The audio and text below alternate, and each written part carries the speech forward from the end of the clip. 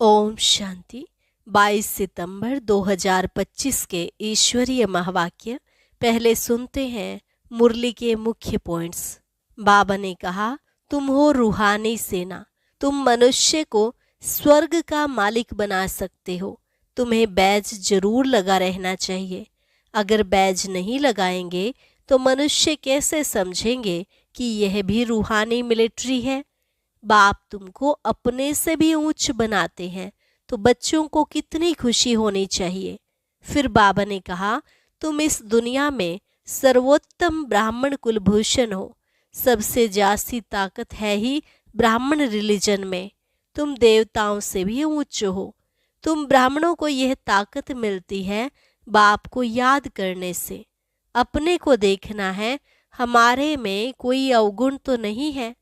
Last में बाबा ने कहा, तुम हो नर को नारायण बनाने वाले। राजयोग भी तुम ही सिखलाते हो। तुम ब्राह्मण सारे विश्व को शांत बना देते हो। जो सर्विसेबल बच्चे हैं उनकी बुद्धि में हेवन और हेल का सारा चक्र फिरता रहेगा। और अब सुनते हैं महावाक्यों को विस्तार से। मुरली का सार। मीठे बच्चे, अपनी दिल पर हाथ रखकर पूछो कि बाबा जो सुनाते हैं क्या हम सब पहले जानते थे? जो सुना है उसे अर्थ सहित समझकर खुशी में रहो। प्रश्न, तुम्हारे इस ब्राह्मण धर्म में सबसे अधिक ताकत है, कौन सी और कैसे? उत्तर, तुम्हारा यह ब्राह्मण धर्म ऐसा है जो सारे विश्व की सद्गति श्रीमत पर कर देते हैं। ब्राह्मण ही सारे विश्व को शांत बना देते हैं। तुम ब्राह्मण कुलभूषण देवताओं से भी ऊंच हो। तुम्हें बाप द्वारा यह ताकत मिलती है। तुम ब्राह्मण बाप के मददगार बनते हो। तुम्हें ही सबसे बड़ी प्राइज मिलती है। तुम ब्रह्मांड के भी मालिक और विश्व के भी मालिक बनते हो। ओम शांति। मीठे मीठे रूहानी सिकी लधे बच्चों प्रति रूहानी बाप बैठ समझाते हैं। रूहानी बच्चे जानते हैं रूहानी बाप एक ही बार हर 5000 वर्ष के बाद आते हैं। जरूर कल्प नाम रख दिया है जो कहना पड़ता है। इस ड्रामा की अथवा सृष्टि की आयु 5000 वर्ष है। यह बातें एक ही बाप बैठ समझाते हैं। यह कभी भी कोई मनुष्य के मुख से नहीं सुन सकते हैं। तुम रूहानी बच्चे बैठे हो, तुम जानते हो बरोबर हम सभी आत्माओं का बाप वह एक है। बाप ही बच्चों को बैठ अपना परिचय देते हैं जो कोई भी मनुष्य मात्र नहीं जानते। कोई को पता नहीं गॉड व ईश्वर क्या वस्तु है। जबकि उनको गॉड फादर बाप कहते हैं तो बहुत प्यार होना चाहिए। बेहद का बाप है तो जरूर उनसे वर्षा भी मिलता होगा। अंग्रेजी में अक्षर अच्छा कहते हैं हेवनली गॉड फादर। हेवन कहा जाता है नई दुनिया को और हेल कहा जाता है पुरानी दुनिया को। परंतु स्वर्ग को कोई जानते नहीं। सन्यासी तो मानते ही नहीं। वह कभी ऐसे नहीं कहेंगे कि बाप स्वर्ग का रचयिता है। हेवनली गॉड फादर, यह अक्षर बहुत मीठा है और हेवन मशहूर भी है। तुम बच्चों की बुद्धि में हेवन और हेल का सारा चक्र सृष्टि के आदि मध्य अंत का बुद्धि में फिरता है। जो सर्विसेबल हैं सभी तो एक रस सर्विसेबल नहीं बनते हैं। तुम अपनी राजधानी स्थापन कर रहे हो। फिर से तुम कहेंगे हम रूहानी बच्चे बाप की श्रेष्ठ ते श्रेष्ठ मत पर चल रहे हैं। ऊंच ते ऊंच बाप की ही श्रीमत है। श्रीमद् भगवत गीता भी गाई हुई है। यह है पहले नंबर का शास्त्र।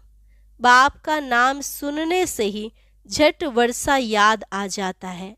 यह दुनिया में कोई भी नहीं जानते कि गॉड फादर से क्या मिलता है।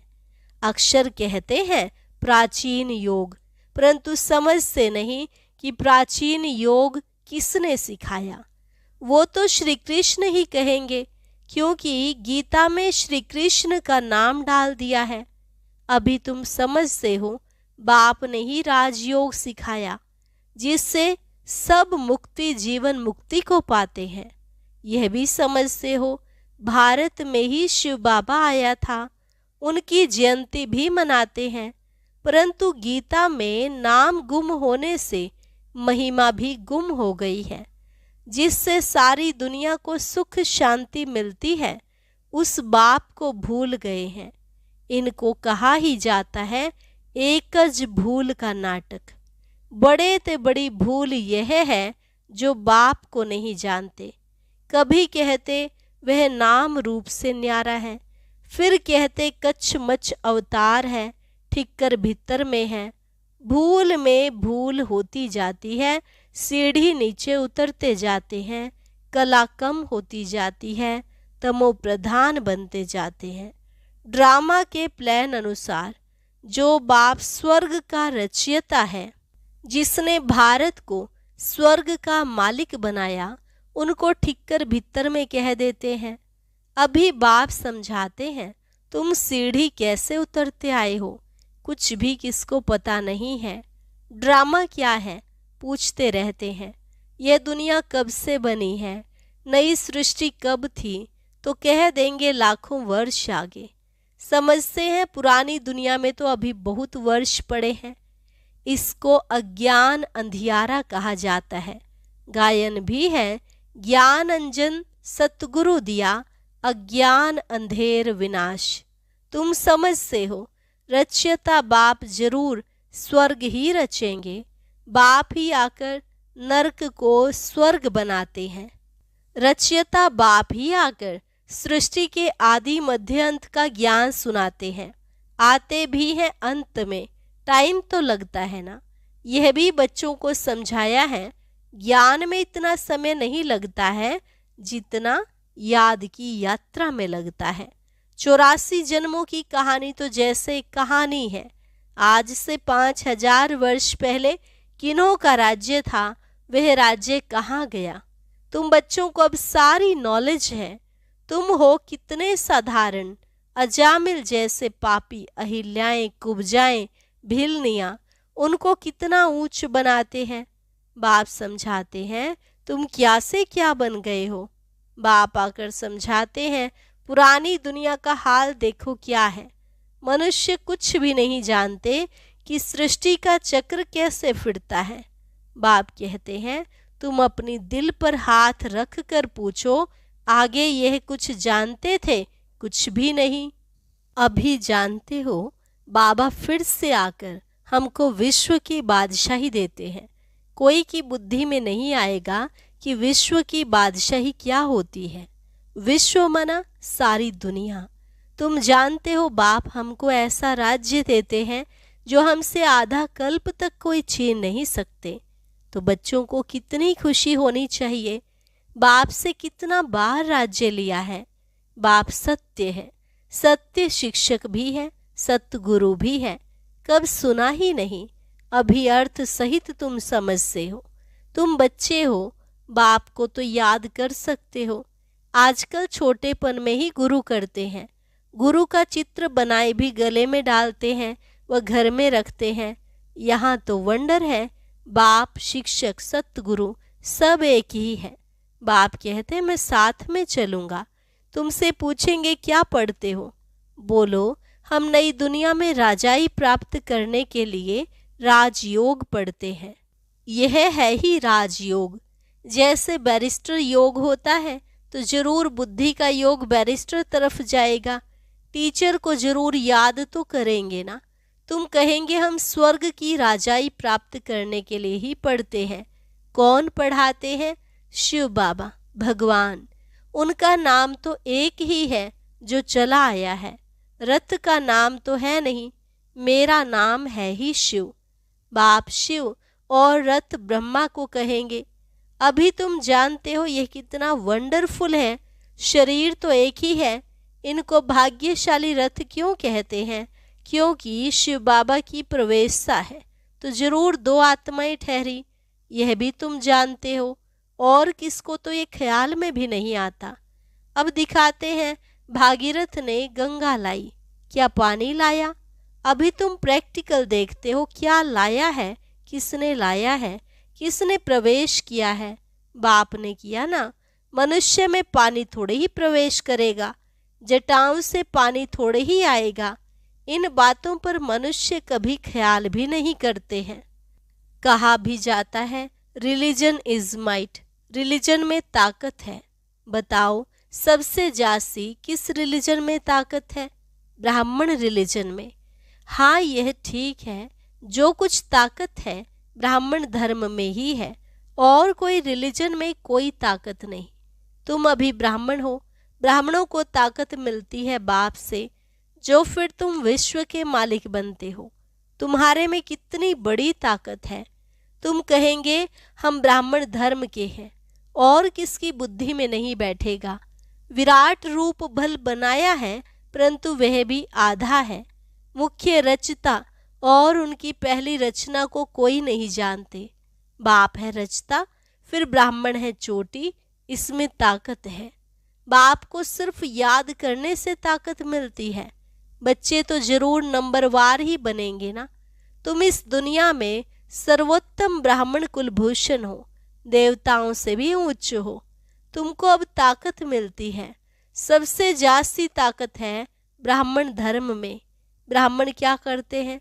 सारे विश्व को शांत बना देते हैं। तुम्हारा धर्म ऐसा है जो सर्व की सद्गति करते हैं श्रीमत द्वारा।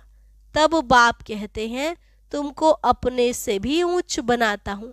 तुम ब्रह्मांड के भी मालिक, विश्व के भी मालिक बनते हो। सारे विश्व पर तुम राजाई करेंगे। अभी गाते हैं ना भारत हमारा देश है, कभी महिमा के गीत गाते, कभी फिर कहते भारत की क्या हालत है। जानते नहीं कि भारत इतना ऊंच कब था। मनुष्य तो समझते हैं स्वर्ग अथवा नर्क यहाँ है, जिसको धन मोटर आदि है वह स्वर्ग में है। यह नहीं समझते स्वर्ग कहा ही जाता है नई दुनिया को। यहाँ सब कुछ सीखना है।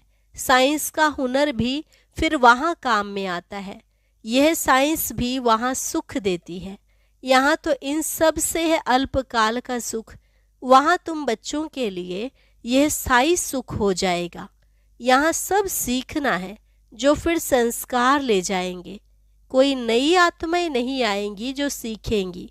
यहाँ के बच्चे ही साइंस सीख कर वहाँ चलते हैं, बहुत होशियार हो जाएंगे, सब संस्कार ले जाएंगे, फिर वहाँ काम में आएंगे।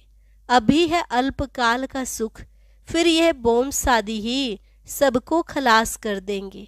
मौत के बिगर शांति का राज्य कैसे हो? यहाँ तो अशांति का राज्य है। यह भी तुम्हारे में नंबरवार है जो समझते हैं। हम पहले पहले अपने घर जाएंगे, फिर सुख धाम में आएंगे। सुख में बाप तो आते ही नहीं। बाप कहते हैं मुझे भी वानप्रस्थ रथ चाहिए ना। भक्ति मार्ग में भी सबकी कामनाएं पूरी करता आया हूँ। संदेशियों को भी दिखाया है कैसे भक्त लोग तपस्या पूजा आदि करते हैं। देवियों को सजाए पूजा आदि कर फिर समुद्र में डुबो देते हैं। कितना खर्च होता है। पूछो ये कब से शुरू हुआ है, तो कहेंगे परंपरा से चलाया है। कितना भटकते रहते हैं। यह भी सब ड्रामा है। बाप बार बार बच्चों को समझाते हैं हम तुमको बहुत मीठा बनाने आए हैं। यह देवताएं कितने मीठे हैं, अभी तो मनुष्य कितने कड़वे हैं। जिन्होंने बाप को बहुत मदद की थी उन्हों की पूजा करते रहते हैं। तुम्हारी पूजा भी होती है, पद भी तुम ऊंच पद प्राप्त करते हो। बाप खुद कहते हैं मैं तुमको अपने से भी ऊंच बनाता हूँ। ऊंच ते ऊंच भगवान की है श्रीमत। गीता में भी श्रीमत मशहूर है। श्री कृष्ण तो इस समय बाप से वर्षा ले रहे हैं। श्री कृष्ण की आत्मा के रथ में बाप ने प्रवेश किया है। कितनी वंडरफुल बात है। कभी किसकी बुद्धि में आएगा नहीं। समझने वालों को भी समझाने में बड़ी मेहनत लगती है। बाप कितना अच्छी रीति बच्चों को समझाते हैं। बाबा लिखते हैं सर्वोत्तम ब्रह्मा मुख वंशावली ब्राह्मण। तुम उच्च सर्विस करते हो तो ये प्राइज मिलती है। तुम बाप के मददगार बनते हो तो सबको प्राइज मिलती है नंबरवार पुरुषार्थ अनुसार। तुम्हारे में भी बड़ी ताकत है। तुम मनुष्य को स्वर्ग का मालिक बना सकते हो। तुम रूहानी सेना हो। तुम यह बैज नहीं लगाएंगे तो मनुष्य कैसे समझेंगे कि यह भी रूहानी मिलिट्री है। मिलिट्री वालों को हमेशा बैज लगा हुआ होता है। शिव बाबा है ही नई दुनिया का रचयिता। वहाँ इन देवताओं का राज्य था, अब नहीं है। फिर बाप कहते हैं मन मना भव, देह सहित सब संबंध छोड़ मामेकम याद करो। तो श्री कृष्ण की डायनेस्टी में आ जाएंगे। इसमें लज्जा की तो बात ही नहीं, बाप की याद रहेगी। बाप इनके लिए भी बताते हैं, यह नारायण की पूजा करते थे। नारायण की मूर्ति साथ में रहती थी, चलते फिरते उनको देखते थे। अभी तुम बच्चों को ज्ञान है, बैज तो जरूर लगा रहना चाहिए। तुम हो नर को नारायण बनाने वाले। राजयोग भी तुम ही सिखलाते हो। नर से नारायण बनाने की सर्विस करते हो। अपने को देखना है, हमारे में कोई अवगुण तो नहीं है। तुम बच्चे बाप दादा के पास आते हो। बाप है शिव बाबा, दादा है उनका रथ। बाप जरूर रथ द्वारा ही मिलेंगे ना। बाप के पास आते हैं रिफ्रेश होने। सम्मुख बैठने से याद पड़ती है, बाबा आया है ले जाने के लिए। बाप सम्मुख बैठे हैं तो जास्ती याद आनी चाहिए। अपनी याद की यात्रा को वहाँ भी तुम रोज बढ़ा सकते हो। अच्छा, मीठे मीठे सिकिलधे बच्चों प्रति मात पिता बाप दादा का याद प्यार और गुड मॉर्निंग। रूहानी बाप की रूहानी बच्चों को नमस्ते। रूहानी बच्चों की रूहानी बाप दादा को नमस्ते नमस्ते, गुड मॉर्निंग, शुक्रिया बाबा, शुक्रिया। धारणा के लिए मुख्य सार, अपने को देखना है कि हमारे में कोई अवगुण तो नहीं है। जैसे देवताएं मीठे हैं ऐसा मीठा बना हूँ। बाप की श्रेष्ठ ते श्रेष्ठ मत पर चल अपनी राजधानी स्थापन करनी है। सर्विसेबल बनने के लिए सृष्टि के आदि मध्य अंत का, हेवन और हेल का ज्ञान बुद्धि में फिराना है। वरदान, खुदाई खिदमतगार की स्मृति द्वारा सहज याद का अनुभव करने वाले सहज योगी भव। खुदाई खिदमतगार की स्मृति द्वारा सहज याद का अनुभव करने वाले सहज योगी भव। खुदाई खिदमतगार अर्थात जो खुदा व बाप ने खिदमत सेवा दी है, उसी सेवा में सदा तत्पर रहने वाले। सदा यही नशा रहे कि हमें स्वयं खुदा ने खिदमत दी है। कार्य करते हुए जिसने कार्य दिया है उसको कभी भूला नहीं जाता। तो कर्मणा सेवा में भी ये स्मृति रहे कि बाप के डायरेक्शन अनुसार कर रहे हैं, तो सहज याद का अनुभव करते सहज योगी बन जाएंगे। स्लोगन, सदा गॉडली स्टूडेंट लाइफ की स्मृति रहे तो माया समीप नहीं आ सकती। सदा गॉडली स्टूडेंट लाइफ की स्मृति रहे तो माया समीप नहीं आ सकती। अव्यक्त इशारा, अब लग्न की अग्नि को प्रज्वलित कर योग को ज्वाला रूप बनाओ। जितना स्थापना के निमित्त बने हुए ज्वाला रूप होंगे, उतना ही विनाश ज्वाला प्रत्यक्ष होगी। संगठन रूप में ज्वाला रूप की याद विश्व के विनाश का कार्य संपन्न करेगी। इसके लिए हर सेवा केंद्र पर विशेष योग के प्रोग्राम चलते रहें तो विनाश ज्वाला को पंखा लगेगा। योग अग्नि से विनाश की अग्नि जलेगी, ज्वाला से ज्वाला प्रज्वलित होगी।